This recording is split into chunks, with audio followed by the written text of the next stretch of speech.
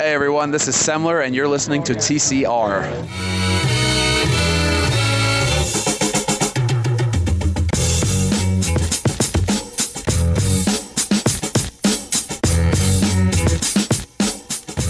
Hello and welcome to another episode of The Center Ring, also known as TCR, also known as your favorite esports podcast. Episode 30, correct? Am I wrong on this? 30. No, you're right. It's just because we didn't get 29 up until 2 days ago. Well, and we'll explain that here in a second. But this is episode 30 on time and will be uploaded on time. Coming to you live, pre-recorded from an undisclosed location. The time, 9 o'clock exactly. Talk about being punctual. The date, Monday, May 2nd of the year 2016. I'll be one of your hosts for this journey. My name is Tim. You can find me on Twitter at Pirate Mushroom. My co-pilot, my rock, my first mate, Brandon. How are you doing today, sir? What's going on? They can find you on Twitter at BrandAnyNew. Is that still a thing? Yeah, I'm not going to change it. I feel like we're so many episodes into it now that if I change it, it's screwed. We just have so many followers, it will confuse people. Dude, those 35 people that listen. What are they going to do? I just can't change it. What are they going to do? We have an awesome show for you today, though. And that is what you will want to pay attention to. We are going to basically run down DreamHack Austin and what we feel is the need to know for some of the events there. We'll touch on some Super Smash Brothers, because that is going to be there. We'll touch on some Heroes of the Storm. We'll touch on some CSGO. We're going to touch on DreamHack Austin, approaching us in just a matter of days. A few sleeps away, and we will be in Austin, Texas. Just 3 hours away. Just a short drive. And we can see some maybe competitive gaming? Will be competitive gaming, but will it be to the standards that we really appreciate? And that's what we're going to dive into here in just a moment. I did want to apologize, though, but not accept blame for last week's episode being uploaded 2 days ago. So we record on Mondays typically. The show normally goes up on Tuesdays. Last week's did not go up until what? Saturday?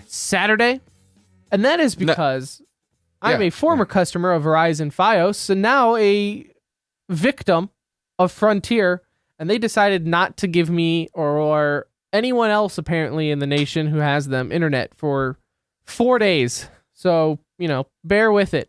It was going to take 4 days to upload the episode, and by golly, did it really take 4 days to upload the episode. So they weren't lying. They at least had that on point. They did say it was going to take 4 days to get the internet fixed, and they nailed it.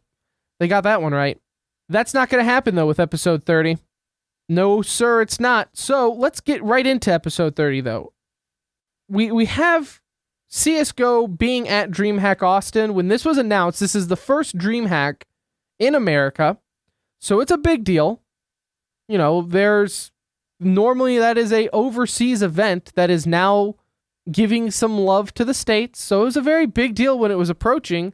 And I'm not going to lie, in our heads, I think we had a little higher hope. Well, so we actually had tickets for DreamHack Austin and playing DreamHack Austin before the MLG Major in Columbus was announced. I think a month before. Long before. I mean, it was... I bought the DreamHack Austin tickets when it was the early bird special. So, I mean, it was in the first minutes of them going on sale. So we had these tickets well in advance, and then when they announced that Columbus was going to have the major, I immediately bought tickets for that because I was like, we have to go to that. So it's kind of... It's first. We went to the first major in NA. We're going to first DreamHack in NA. Different levels, though. Different levels. They're a little different. Looking at the teams, and then we'll break down groups. You have, first off, that is a complete NA lineup. Am I right? Yeah, that's a complete NA lineup. You have barring South American politics, but whatever. Close enough. Tomato. Yeah. You got CLG, you have Liquid, Luminosity, Tempo Storm, Energy, which I had like a light bulb moment earlier this week. So I never pronounced their name. You've always just kind of read it. NRG. I've always read their name. I never knew it was energy, like what you use to power things. Pretty clever. Like that, for some reason, went way over my head for all this time. I never... I don't even remember what we were talking about. I don't know what it was. I think it was just, I said it out loud, and then I was like, hey, they should go by energy. And I was like, oh my God. They do. They do go by energy. So that's insane. Okay, moving on. Then you have Splice, Cloud9, and Selfless Gaming. So it's a full NA roster, which normally like that would get you hyped because it's like, hell yeah, man, we get to support our teams on our soil. If it wasn't, we discussed this prior to the show because you got berated on Reddit for saying it, where, yeah, it's awesome that these tournaments are here and you get to have spotlight for some of these tier 2 teams like Energy and Selfless and, you know, some of these guys here. However, it's almost to the equivalent of minor league sports in the sense of my care level. Like if it's a game between Splice and Energy, I'm probably not going, that's not a stop down matchup. And a lot of these aren't going to be stop down matchups. And with DreamHack having so many games to watch and so many things to do in the one area, they're going to have to really compete for attention. And I don't know if, like you said, a Splice or an Energy match are going to, even worse, like imagine if it was, you know, Luminosity versus Energy. It's going to be a train wreck for them. It's like, why would I even sit here and watch them get rolled over by, you know, one of the top teams in the world right now? It's going to be interesting to see how that works because at MLG, that was all that was there. You had Counter-Strike and that was it. So obviously if you're there, that's all for 9-10 hours, that's all you care about. At DreamHack though, like you said, it's kind of like a gaming expo as well. And then you have Heroes of the Storm, StarCraft, Hearthstone, Street Fighter. Everything is going to be there. Will there be people who sit there all 3 days to watch this Counter-Strike? Would you sit there for 3 days to watch this Counter-Strike? I'm already planning not to, actually. Like, we're already planning out to see what matchups. I'll tell you what, because it's broken down into 2 groups. Group A is CLG, Splice, Cloud9, and Luminosity. Group B, Energy, Liquid, Selfless, and Tempo Storm. Tempo Storm recently coming off their win for the CEVO Finals, which is a premier tournament, and it is their first time winning at a premier tournament. I don't want to take anything away from that. At the same time, I'm going to take a little bit away from that because, yes, it's a premier tournament that they won, but those teams weren't, I mean, they're essentially the same teams that are here, which bodes well for Tempo Storm if you're looking at riding that momentum. If they can handle going from London to Austin in a matter of a couple of days. Like, that's going to be a beating of a trip for some of these guys. Speaking of, Tempo Storm, Splice, and Selfless all played in London last weekend. Just yesterday, they were there. Oh, that's going to be some serious jet lag. No idea on how their travel agenda is, but even then, that's realistically 4 days to get to Austin and try to adjust. So that's going to be not fun mentally for them. But apart from here, CEVO, I mean, you had... Again, I don't want to take it away because there were good teams there. Don't get me wrong. But there were teams that I feel like Tempo Storm is in the same league with. Like SK Gaming, Optic Gaming, Dignitas. Those are teams that when I think of Tempo Storm with them. No disrespect, Fallen. The only team in that entire tournament that stands out as was Virtus Pro, which the only reason they stand out is because of their name. That name has cloud. If you look beyond 2016, like if you go back to 2015, you're like, yeah, good team. Take out making legendary status at the major. And they've done nothing. They've gotten wrecked all year. They have like 4, maybe 5 wins in ESL. If I'm thinking off the top of my head, they have been anything but a team that you would be impressed with beating, other than it's Virtus Pro and it's you're not beating Tiger Woods in his prime. And you can see DreamHack kind of intentionally spaced out the first games for the group stages, kind of planning ahead. Group A's first match is going to be Luminosity versus Splice. Group B's first match is Tempo Storm versus NRG. CLG versus Cloud9, and then Team Liquid versus Selfless. Like, you can see that you don't have any of the like premier teams kind of showing up together until, you know, at least the second set of matches. Cloud9's the only one that hasn't even, you know, CLG did well at the major, and CLG's probably has the, I don't know, I feel like CLG has the potential to win a lot. CLG has the advantage with here, though, that they are out of most of those teams there as far as actual USA teams. CLG hasn't had a roster change like Cloud9 and Team Liquid have recently. So if you're looking at like those top tier American teams there, which I look at CLG, Liquid, Cloud9, CLG might come out of those three, because if JDM and Tarek can play like they did at the major and how consistently good they were playing throughout that entire tournament, I think they have a very good opportunity to push, especially if the groups work out well enough that, you know, they're not meeting Luminosity too early. I feel like they have the upper hand in the Cloud9 game once again, because Cloud9 just changed. They just changed Freakazoid, rosters, right? Which Freakazoid now, it's not really a big story, but he is filling in for Splice. So, well, that's whatever. I mean, that's not breaking news. It's not like him. And when I think about it, I'm not like, oh man, that's gonna put him over the top of anything. No, it's literally just something to bring up. Yeah, it's not. I'm not trying to. That's our Counter-Strike micro. Yes, I'm not trying to be like, well, wow, now we need to reanalyze Splice's tactics here. The only difference that's going to make is what jersey Freakazoid is wearing. The only thing that I don't want to see an all Brazilian finals. Like, if we could just have one team. I'm going to stop you down, because I was actually about to say the only finals that I want to see here are either Liquid and Cloud9, which, by the way, when NA has a full tournament roster, for whatever reason, those two teams perform really well, despite Liquid playing awful recently. Like, there is, again, calls for Adren's head on the platter. Already? Like, already this is why you got rid of Adren in the first place. Torch and pitchfork riots going on. But you're telling me you would not want to see Luminosity versus Tempo Storm? No, absolutely not. That's like father fighting son. That's all great for that storyline. I don't want to deal with them like...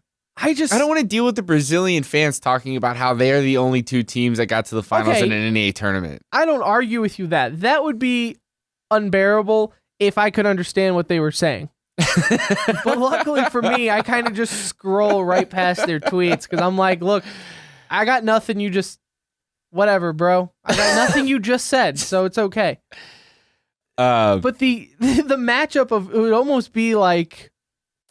And I feel like they both know each other so well that it would just be like pounding two rocks against one another. I think that's what would make it at least interesting, though. That, I mean, you have to think, how did Tempo Storm get to where they are right now? Yeah, but that's because of Fallen and Luminosity basically training them. But if Luminosity knows Tempo Storm as well as I think they do. Do you think it would? I don't think Luminosity would even care. There's two roads you can go with this. It's either it's going to be just Goliaths going at each other because they know their strats so well, or Luminosity would just dominate them in the sense of Tempo Storm thinks they know Luminosity, but Luminosity still is that. Well, no, so they could run the exact same strats, the perfect counter strats. Like, Tempo Storm could pick the perfect executes every time, and I don't think they would even get close to winning, because Luminosity is good enough that they can, just win out on skill alone. If they, you have any inkling idea of what's going on. So we're talking like that.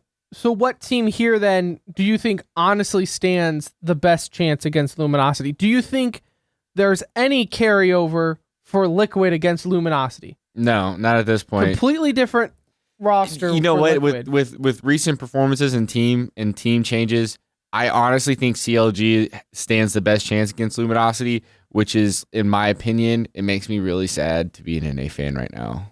So no carryover. All you did was replace Simple with Kusta. Yeah, you replace Simple with Kusta, but obviously that's not working quite as well. Kusta's not Simple, right? Kusta can't be Simple. And I don't know if Adren just rolls on, what's the word I'm looking for, like momentum. But it seems like when he starts losing, like when he in that, you know, the matches against Luminosity at the major, when he starts losing, he just tanks. Like he loses all confidence so quickly. And that could have been from years of being the Liquid whipping boy for the entire community. So I also think it has maybe something to do with, I'm going to put this lightly, but the way we play video games, where once we lose, there is no e-brake to pull and regroup. It is, well, someone has to take the sword for this one. Like someone has to fall on the blade. And I feel like Liquid is almost like that in the sense of, I know this is me, I really feel like GB James did a lot more bonding and keeping the pieces together and keeping attitudes in check than people ever gave him credit for. I know he posted a tweet longer, which I do not like, by the way. Things. I'm on Twitter because I only want a sentence or two from you. But nonetheless, he did put out a tweet longer basically on his role and everything like that. And I really do think that he did not get enough credit for balancing out all of that different type of attitudes that go around with Liquid. And I think that's what you're seeing now. I know they're trying to get a coach again. It's not, I mean, anything could happen in esports. If they do get one by DreamHack, so within a week, less than a week, at this point, a coach will make no difference.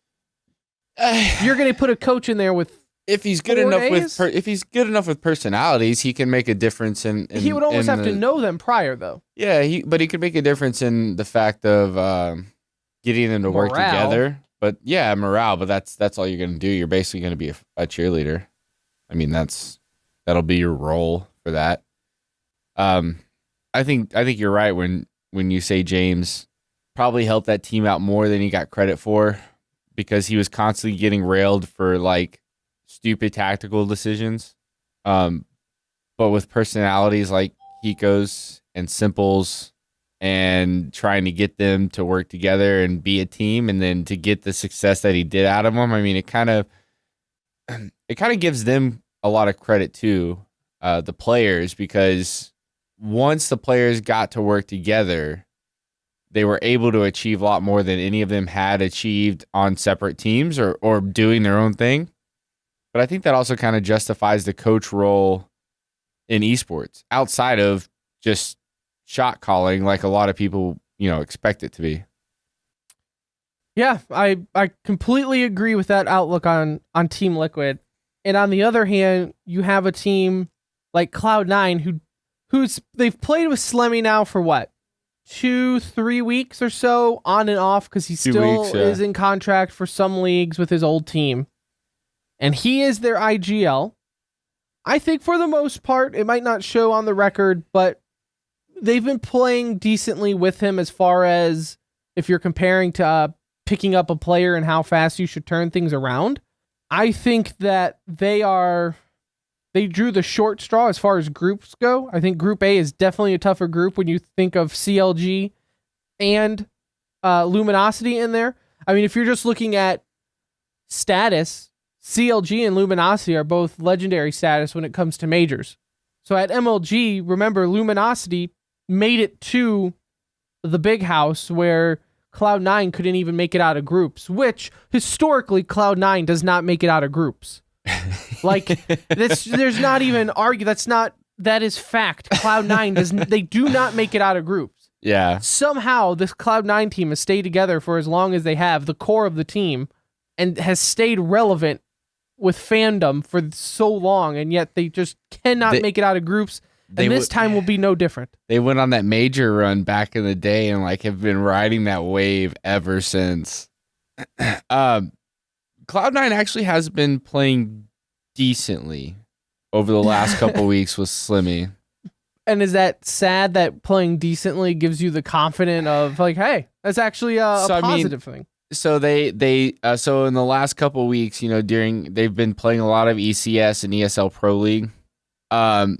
They split games with Echo Fox. They split games with Optic. 1-1. They beat Splice 2 times. They beat Kona, which they should beat Kona. They beat a team called Without a Roof, who's playing in ECS Season 1. That's actually Slummy's old team. Gotcha. So they took him from there. So they beat them twice, and then they lost to Luminosity twice. They got wrecked on Dust 2. But I feel like all this is mute when you think of the entire tournament as a whole, where this is Luminosity's tournament. Much like iBuyPower was, though. The iBuyPower Cup, we were saying, oh, this is Luminosity's tournament. No way can they fail on this. And yet somehow Cloud9 came up and won that tournament against Team Liquid in the finals. I just wonder if Luminosity is going to treat this like they were treating the last tournament they were in where they went out in groups. Was it? That was iBuyPower Cup. Was that the recent iBuyPower? Yeah, that was the one where they, if I could be wrong, but I'm 99% sure that was the iBuyPower Cup. I wonder if they're going to treat it like that and use it to try things out to see how how what the do they other have teams to lose? Yeah, right? I mean, use this to try it. I mean, your Luminosity skills should carry them through this tournament. The thing is like, because there is no off season and there's so many leagues and so many games going on. And I was actually talking about DreamHack Malmo, where they lost to Tyloo. Oh, okay. To get knocked Malmo out. That was not them not playing well. That was, I felt like they were Tyloo just for whatever reason. Yeah, and I feel like Luminosity was trying different strats and stuff. So when you don't have an off season and you don't have, structured practices, you have like 2 weeks of boot camping every 6 months or whatever it is. You have to use tournaments to kind of try stuff out. And if they're willing to do it at DreamHack Masters Malmo, I don't see why they would, not use Austin as well. Although, 100, the money would be nice, but if you can prepare yourself for the next major using these tournaments as stepping stones to learn new things or try new things. And that's a kind of a hot topic going around right now, and not just CSGO, but I would say it's an argument or something that can be brought up with any esports, and that is, and we're not even, correct me if I'm wrong, because I think you've kept up more with this. It's not the fact that there's a lack of offseason. The argument used to be is that there's too many tournaments and too many seasons and too many organizations as far as wanting to hold these tournaments and competitions where the players aren't getting a break. The players need a break. They're getting overwhelmed. And now the argument is a little bit of that, but more of the oversaturation of when is, I can't sit here and watch a Counter-Strike game every single night. You're not just watching one. You're watching like 4 hours of Counter-Strike from Saturday 6 to 10 Sunday on, any given week, because you have ESL, and then like Cloud9 will in one night jump from ESL to ECS, soon to be now there's going to have E-League coming up here in a couple of weeks. There's all these different tournaments now. And am I wrong? Is that the argument now that's oversaturation to where the fans might both. care? So I actually exchanged a few tweets with Richard Lewis on it. Whoa. In a friendly manner. Whoa. Right? Breaking news. Wow. And I had brought up the fact that the ECS, in my opinion, is the only one. Did he remember you from MLG? Was he like, hey, Brando? No, we don't have nicknames yet. All right. Progress. Next time I meet him, I'm like, hey, Rich. Something to look forward to. We were talking about, ECS, I feel like is the only league at this point that's doing it right by giving the teams equity and, in the tournament, and, giving them ownership to make decisions and all this other stuff. But the teams don't really care. the teams are not seeing the benefit in that, I think, and they're not really putting their weight behind ECS like I think they could. But it's when you have the CEVO leagues and the ESL Pro leagues, and you have ECS, and then you have the DreamHack tours, and then you're going to have E-League coming up. I mean, you're looking at 5 to 6 different leagues that all of these teams are participating in, and you're going to have one of two things. You're going to have players that are getting hurt for playing too much, which is kind of ridiculous to think about as far as video games go. But playing so much that they're hurting themselves, playing so much that they get burnt out and don't want to play anymore, or you're just going to have teams flat out drop out of tournaments like you have DreamHack Austin. These teams, all these big European teams dropped out completely because they don't see a benefit in traveling to the U.S. and playing in a tournament. Well, unofficially, that's why they dropped out. Most of them said because they needed a break. Navi said, look, we need a break and we want to take this opportunity to do one. In reality, because the effort that it takes to come out here, and I mean, do you have the prize pool in front of you? It's not big. It's 100,000. Okay, so what's first place then? Like 55? If I break you're going to be it's going to be something like 55,000. Okay. Yeah, I don't have the breakdown in front of me. I don't know if they've announced a breakdown, but so again, though, you're right. If you're looking, do they even see the equity in ECS, or are they only going for the prize pool in the tournaments because that's all they've ever known? Is the big prize pool in the tournaments. The team organizations don't, I mean, they care about the money because that's where most of the players' money comes from. But the thing that they're missing is that when they have ownership, and it's not the players that have ownership, it's the teams themselves. So like the owners of the teams have that equity and ownership in the league, they can help shape that league to be better for themselves. So this is Faceit going for, Faceit, the organizer of ECS, going for exclusivity, but doing it by saying like, hey, we will give this stuff to you guys. You just have to come play in our league. Whereas ESL just tried to sign them to contracts and all that, I don't think the teams care so much because there's so many other options out there. They're like, what if we don't play in this league? Like nothing bad is going to happen. But if you're thinking 10 years down the line, the ECS is the only place where if you do end up signing an exclusive contract, you at least have some pull in the decisions. Yeah.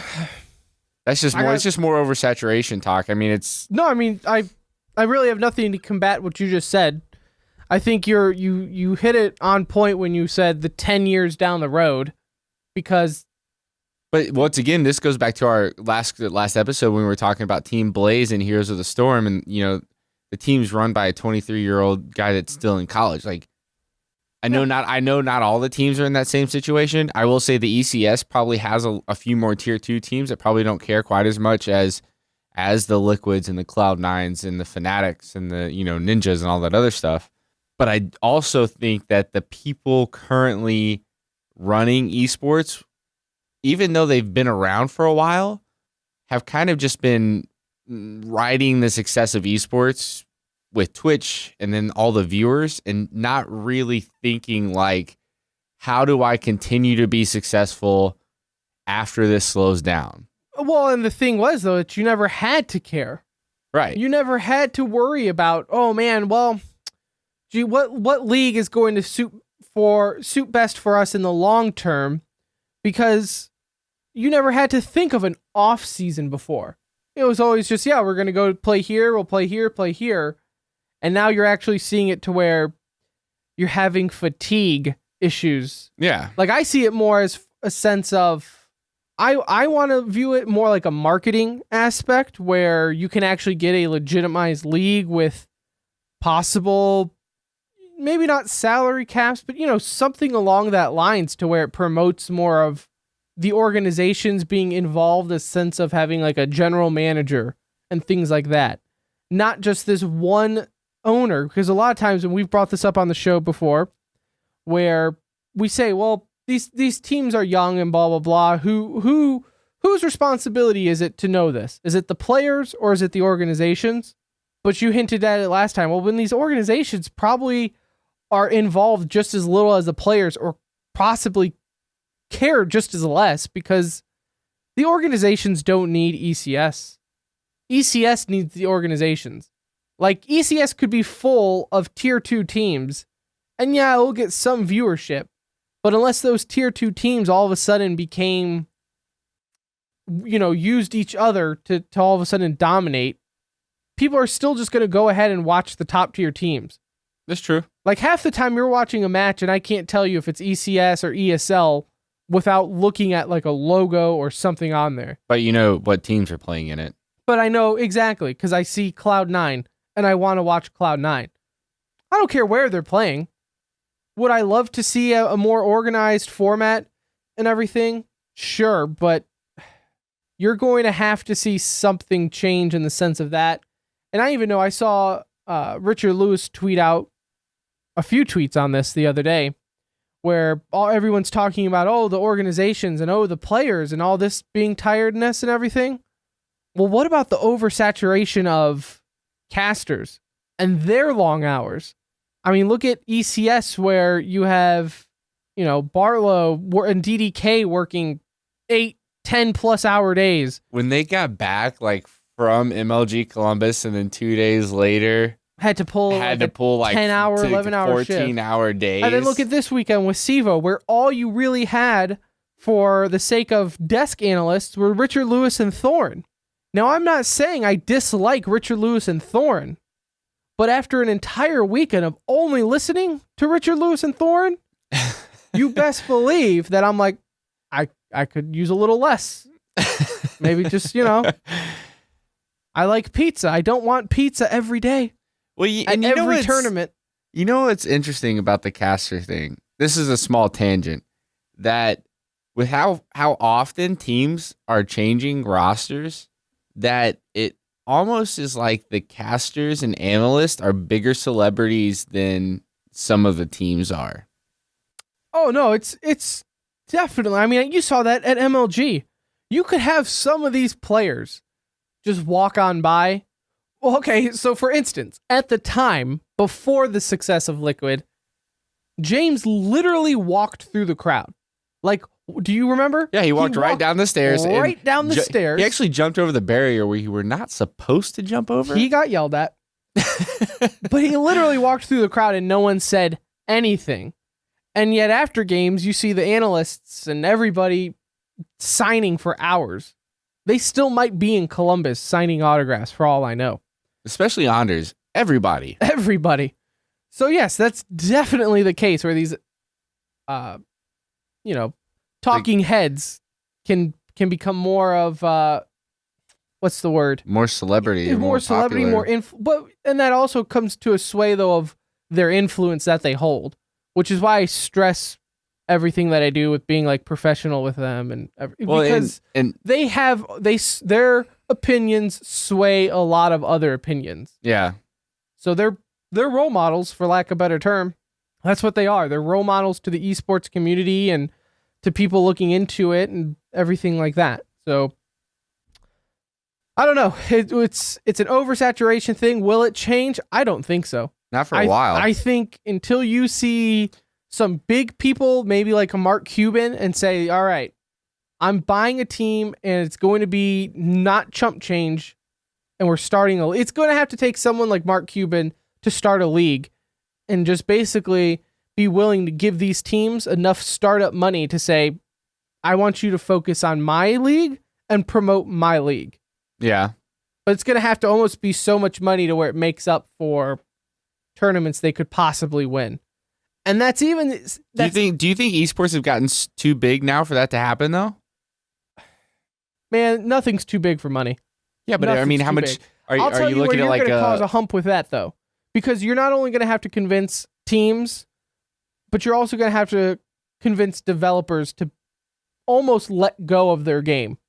Like, you're going to have to convince Riot to not be involved as much with the way it's ran, or Valve, for instance. Valve, especially with Counter-Strike, is kind of anyway. The only thing they really care about are the majors. Look at what is the biggest deal are the majors.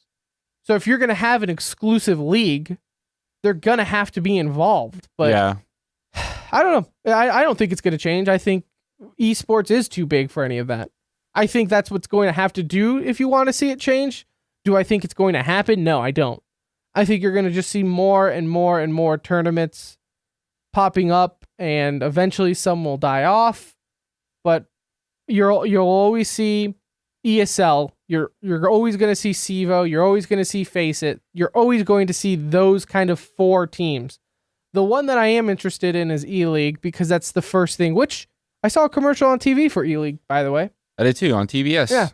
So that's going to be the only one because it's on TV, so it's completely different. They were playing it during the NBA playoffs. Yes. That's when I saw the commercial, yeah. Yep. So that's going to be the only one because it's the only thing that's going to be kind of unique about all of them coming up. Speaking of coming up, though, we still have more to talk about with DreamHack Austin. I want to touch on real quick. There's not a whole lot. Maybe it's just me. I'm sure it's other people can. But Super Smash Brothers will be there. I want to just kind of list some of the notable names that are going to be there. So the most updated list I can see, I don't see Mango, which is really sad. Because I was hoping to get me some Mango loving. Because has he won anything in no, recent? We talked he will forever be second, third place, but that's fine. Mango will always have that. Everybody loves Mango. He's the kid. But Hungrybox will be there. So first off, every notable name is all American, by the way. So take that with you. But you have HBox. HBox will be there. Him and Mewtwo King both will be there. Clearly the 2 favorites to be in the finals. HBox, I feel, is definitely going to win that. Mewtwo King, he might be able to come out with Sheik or Marth. But HBox and his Jigglypuff has just been ridiculous. All year, I believe HBox has only lost 1 tournament, if I am remembering correctly. But he did just recently also win, or no, he lost Summit 2. So, or did he win Summit 2? You have the computer in front of you. Who won Summit 2? I'm getting all my Super Smash Brothers tournaments mixed up. But either way, Mewtwo King, HBox will be there. Nintendude will also be there for Team Splice. Let's see who else. A lot of people. Chillin' Dude, he will be there. So it's going to be fun to watch, like Smash always is. But I am very depressed that for an event in USA, you do not have Mango, and I'm kind of honestly shocked. I almost expect. But this is what I expect. I expect Mango to say that he's not going to be there, and then when the tournament starts, you'll see a puff of smoke arise from the ceiling. And then he'll just slowly be lowered in from the rafters. And that's how Mango's going to make his entrance there. For Melee, right? Yes. Armada, yes. He won Summit 2, right? Yeah, he beat Hungrybox. Okay. And I believe that is Hungrybox's first loss of the year. At least in a tournament that matters. So there's that. What else is going to be at DreamHack that we can talk about? We have Heroes of the Storm. We can kind of touch on that if you'd like. Yeah, why don't we break down, the groups of expected matchups coming into that. Okay, so you have Heroes of the Storm. This is actually going to be the first NA Summer Regional Qualifier for the NA Summer League there. You have 8 teams, again, all NA. DreamHack Austin is really pulling for the NA. I just noticed that. Everybody in Smash, everybody in HOTS, and everybody in CSGO. Do you think there's a theme there? Think they're trying to pander to the crowd? Yeah, do you think they're just trying to get that red, white, and blue heartstrings tugged right there? If we don't have a single USA team to root for, how are we going to break out into, the national anthem? Well, now we can just do it for everyone. You have Tempo Storm, Team Naventic, Gale Force Esports, THC, Cloud9, Panda Global, formerly Team Blaze roster. Team Blaze is still around, but as you recall in our latest episode or 2 episodes ago, Team Panda basically swiped Team Blaze's roster from them. Hasn't really been working out that great, but they're there. Cognitive Gaming, and then newly acquired Guster Bust, you now have Astralis Authority. So they just recently acquired Guster Bust, so Astral Authority. Oh, what did I say? Astralis, which is what I've been calling it too, and I just looked at it. Quit quick glance, that's what it's a straw authority. There's a missing IS, but 2 letters difference. Yep. Won't be the last time that I make that mistake. So really, as far as NA goes, you have basically all of the top NA teams here. So in that sense, it should be a really fun tournament to watch. I mean, Cloud9, they're the top North American team, number 5 in the world. They haven't been playing as well lately. You know, they did lose to Gale Force recently. Well, Cloud9, I don't know if they're a victim of drafts. I don't know. The Cloud9 and Naventic round 2 meetup is kind of looking to be the premier match. And they're in the same group. For the round 2 for their group A. Naventic, Panda Global, THC, and Cloud9 are all in group A, with the remaining in group B. You have a lot of matchups here that are interesting. Tempo Storm, formerly the world's best in Heroes of the Storm, but recently have dropped back down to earth at rank 12. They're in group B with the Straw Authority, Cognitive Gaming, and Gale Force. So here's my thing with Heroes of the Storm, and maybe if we have a special guest on the show later, we can ask her. Is the scene for Heroes of the Storm big enough to look at these global rankings and even take them for any type of authority whatsoever? Like, is the scene big enough to where Tempo Storm ranked 12 versus Cognitive Gaming ranked 16? Like, is that even like a big deal? Or are they essentially going to be the same teams? Is all this which is one big toss-up, or are we just waiting for Cloud9 and Naventic to be in the finals? Like, we're Counter-Strike, where we were basically like, well, it's going to be Luminosity in the finals unless they choose not to be there. Heroes of the Storm, I feel, is a little bit more up in the air. I'm not sure if this is like you said, if it's popular enough. But I mean, if you look at Tempo Storm, their team all time has won 75% of their games. I assume there's been roster changes and things have happened that have, changed from the first time they started playing. But if you go down 2 rankings, there are 2 North American rankings for World, Cognitive Gaming's only won 53%. I feel like Tempo Storm, just based on that statistic alone, should have a pretty good chance to beat Cognitive. But I don't know how consistent the teams are. And also, this is with any MOBA. This is with League of Legends. This is with Dota 2, Paragon. What? Name any other MOBA that is going to be the new esport. Paragon. So, with that, there's some strat involved there, obviously. But it also, I feel, is 75% the draft. Maybe not 75. Is 75% too much? When we're thinking, when you're looking at a team. Drafting is so important in this game because you could have a set of heroes that completely counters everything the other heroes do well. And that's kind of what's interesting looking at Cognitive Gaming. If you look at the top couple of teams, I mean, some heroes that you see all the time. Kael'thas, Stitches, you see Tassadar quite a bit. You see a lot of Karazim and Azmodan, like kind of top tier heroes, right? And then you look at some of the most played heroes on Cognitive, and you have things like Falstad and Li Ming, sure, but then you have Kerrigan is one of the most picked for Glaurung and Diablo. And then Sonya and Vala is one of the most picked for Koth and Luck. And it's like, if you're going to win the game in the draft, if your most picked heroes are not tier 1 characters or you're going to have a bad time, right? And I feel like that's why Cognitive's only won 53% of the game. Their hero pool might be a little shallow. That's why they're picking that kind of stuff. So I'm with you. I think it's won and made in the draft, or won and lost in the draft, especially when the teams are as close as they are in ranking as the teams that are playing. And don't get me wrong, I'm not saying that in the sense of strategy or anything, because strategy comes in the draft. That's where your strategy game begins.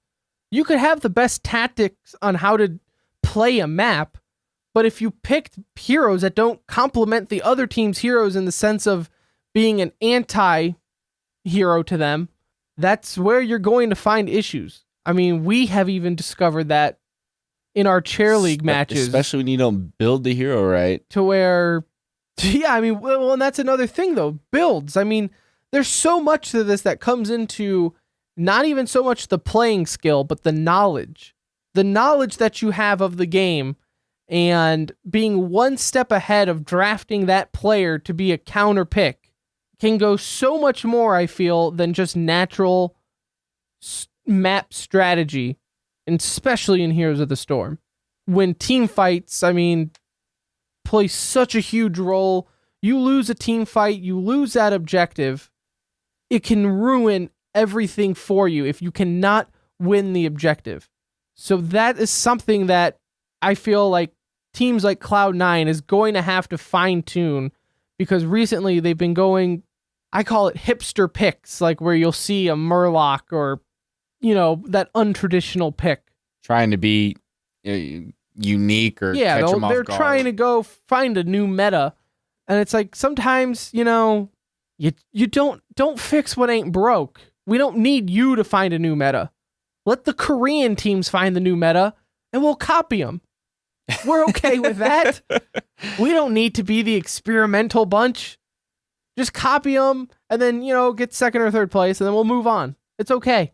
We can live with that. As a Cloud9 fan, I can live with that. So let's move on to the micro here real quick. It was kind of a slow week in sense of stories that could contribute to the micro. But one thing that absolutely blows my mind, and I wish there was more to talk about it, but it's really not. It's like one of those headline stories where the headline kind of says it all. EVO 2016 has officially broke, and I'm sure it's surpassed this by the time we record this. At EVO 2016, there will be over 4,000 participants for just Street Fighter V alone. Is that not insane? Like, it would be. I think I heard that there was over 1,000 for that Pokémon game too, which is the Pokemon Tekken hybrid. Like, I would be blown away with just 4,000 people there, like, to compete. 4,000 competitors, let alone 4,000 in one game. Like, that's insane. You have Street Fighter V. Is it easier than the previous Street Fighters? Is that why? Well, okay, so I don't think that's why more people are playing it. I think more people are playing it, A, because esports is more popular, B, the PlayStation 4 is way more popular than the PS3 in the sense of popularity and people owning it. Do you think those like Red Bull videos that they did on the while EVO was going on last year, like some of the back, behind the scenes kind of. Yeah, I think those helped out. I think that all helped out with the scene of getting it out there. I think Capcom has done a tremendous job in making it more of a competitive scene rather than just a fighting game being kind of like a couch game where you have to sit with someone. Capcom is doing. Right. They're struggling still. It's not perfect, but Capcom has done a really good job of their own league with the World Cup and the points and everything there, the Capcom Cup and all that.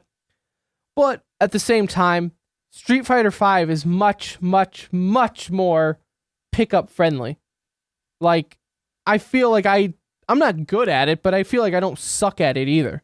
Like, I feel like I could. That's what makes a good esport, in my opinion. You have to have a skill floor that's low enough that people can play, but a skill ceiling that's high enough that the professionals can really put some distance between themselves. Right.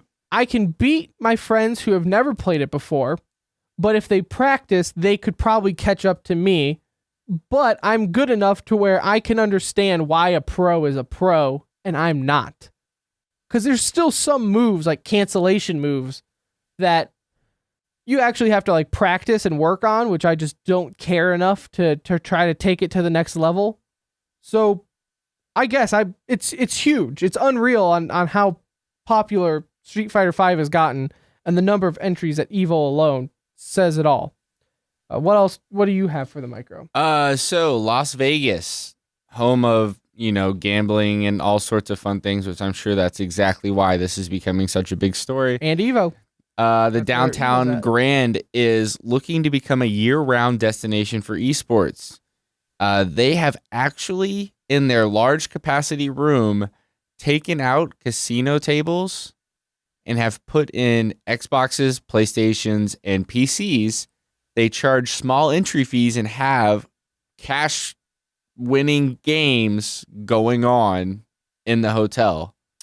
I personally, if it's regulated and everything's done legal with age, I think that's pretty badass to just go there and kind of like blackjack, right? Anybody can go and play poker. Even if you're a professional poker player, you know, however you want to word that, you can go to any casino and do it. So it's kind of the same thing. You're just putting your money where your mouth is in this sense. So I think it's kind of awesome. I'm not, you know, if it's done right, if it's done legally. So they're hosting awesome. like small tournaments every weekend or week. Their weekly competitions are small in scale. So they're doing NBA 2K16. It's about 15 to 20 people, and they're paying a $15 entry fee. So you're paying $15 if you went out, you know, what is that? You'll get, you know, $100. That's nothing. I would do it for $15. Why Yeah, not? and then a game like Counter-Strike might bring in like 50 players. Now, I was asked at one point in time that if I thought Vegas could become like the hub of esports, like when you're looking at in America, where it could be a spot where esports really becomes popular. And I was asked, do I think Vegas could? And I thought about it. That's where Evo's at. It's been there for a long time. And I think, yes, it could. I think you could almost how Vegas is like the hot spot for boxing and things like that. I could easily see where going to Vegas could definitely be an attractive thing for some of these tournaments. I think some things that will hurt it, though, okay, is esports, the crowd tends to be, you know, There's younger not viewers. Vegas age. Right. We would go, but in general, the crowd is not Vegas age. And B, these events are so damn long. When do I have time to go gamble? I literally wake up at the crack of dawn to go to these things, and I leave at 10 o'clock at night. I definitely don't want to go to the casino afterwards. I probably would, but I'd hate myself the next morning. That's a very good point. Other than that, I could see it working out because it's Vegas, and I feel like anything can work out in Vegas. I mean, I would would get think people to go. I think we'd have a great time if we went and spent a weekend there and basically went down there, played in a tournament, had a few drinks at the bar or whatever, but it would be like a one-night thing. I don't know if you can have a sustained business model based on that. I don't know if a business, but I'm just saying for like a yearly tournament could happen there. I think that could happen. That being said, you probably couldn't pay me to use a public controller and mouse and keyboard. Like, that's probably not going to happen. I would probably bring my own gear because I'm not touching something all those people touch. I didn't even think about that. Could you imagine the not keyboards? Not going to happen. All the keys are sticky for whatever reason. No, sir. No, sir. Nobody wants to use that one computer that's in the back corner. Just Mad Catz controllers, just everything. Where are the controllers with whatever happened with controllers with like the air conditioning blowout vents in them? The theory behind it was so good. Those were so cool back in the day. You were like, this. We're not getting any better than this, gentlemen. We've reached the pinnacle. Yeah, we've reached the top. I've seen the top of the mountain. One other thing here that I have, anyways, is ESL announced that they are going to have a 24/7 esports channel. The big thing with this, it's a TV channel. 24/7 esports TV channel, much like the ESPN of esports. So there you go. For those not in the know, MTG Modern Time Group owns a television network. All right, I did not know that. MTG owns ESL and also owns DreamHack. They have the ability to do this. I just hope they're not just playing so ESL already does a 24-hour Twitch stream where they just run reruns of previous, Pro League matches or whatever. Yeah, I think what you're going to... I just hope they have some actual interesting content. You'll probably see just replays overnight, but if you ask me, they should probably just copy and mimic what ESPN does for their daytime, to where if there's no matches or anything going on, have a talk show, maybe a podcast of two dudes just talking about esports. I don't know. I'm just throwing it out there. Throwing it out there. You can have a talk show. And then like have like an outside the lines type of show where it's like going into not so much of the actual competitions, but showing you outside the competitions and things like that. I think it could be really interesting if done right. Do I think it's going to be done right? Probably not, because for whatever Hey everyone, reason, this is Semler, and you're listening to TCR. the ghost just took over the soundboard. So I really don't know what happened there. Thanks, Semler, for the shout out. So I don't think it's going to be done right, because for whatever reason, when esports, like, it always sounds like a good idea. Hey, let's make esports on TV that will make it professional. But for whatever reason, when esports is on TV, they make it so... They dumb it down. They dumb it down so much and take the one thing that I hate, and that's trying to make it all nerdy and gamerific. I don't know what it is. It's just, it's the constant GG. Which we now do in complete jest every time something stupid happens. It's just, I don't know. I don't think it's going to work out, but that's because I'm a pessimistic and a negative Nancy, so I'm told by the fiance. That's all I got. That's all I got. What do you... Last thing I want to bring up, June 27th through the 29th, a company by the name of Area 08, which is owned by Ninjas in Pajamas, will be hosting the very first ever, I assume it's first, it says first international esports camp, where they will have top coaches and players training kids in professional gaming, or I guess not in professional, but in competitive gaming, to make them better. I guess it's like a sports camp, like you would, you go to football camp in the summer. Oh, that's what they do all right. here in Texas anyway. I saw this article and I really didn't understand what it was. It's like going to camp. So you go, you learn new skills, you do a lot of practicing, you get to, meet professional players, learn from coaches. Pretty cool in my opinion. Yeah, I mean, I'm not going to do it. It would be kind of weird if we went to go do it. We're too old for that stuff, but... let's go visit Stockholm. What's the age limit for this? I don't think there is one. Let's just go to Stockholm and hang out for a couple days. I don't know about that. I feel like we would look like creepers. I would feel like a creeper if I went to a camp and it was just me, maybe a couple other older dudes, and then just a bunch of 15-year-olds. I couldn't do it. Not to mention, I'd probably be arrested there because, let's face it. I'd probably like, right. If they're talking trash the way they would normally talk trash on an online game, there's a good chance I'd flip some kid's table over. I know where you sleep. I'm right here next to you. Wanna go? 1v1 me, bro. Fight me IRL. Fight me IRL. Bet you won't. Ah, man, what a fun show. Episode 30 was. It was probably the best episode we've ever done. If I have to rate all the episodes, this would definitely be number 1.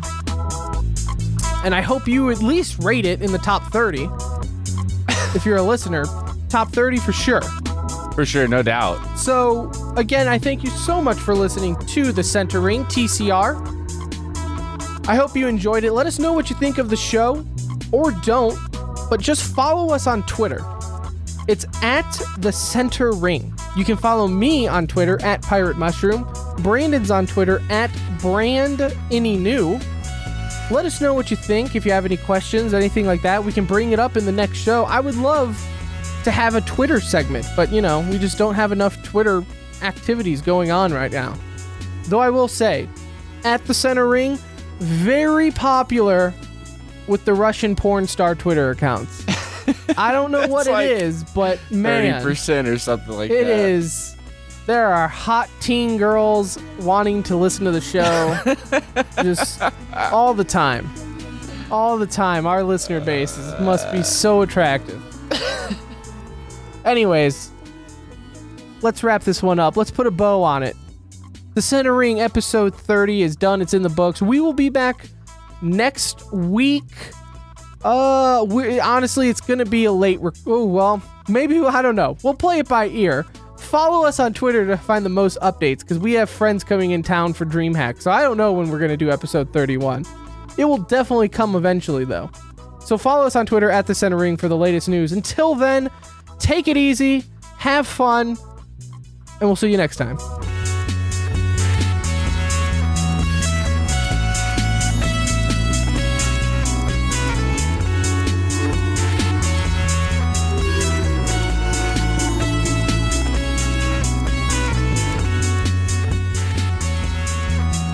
You can also go to our website, tcr.tv.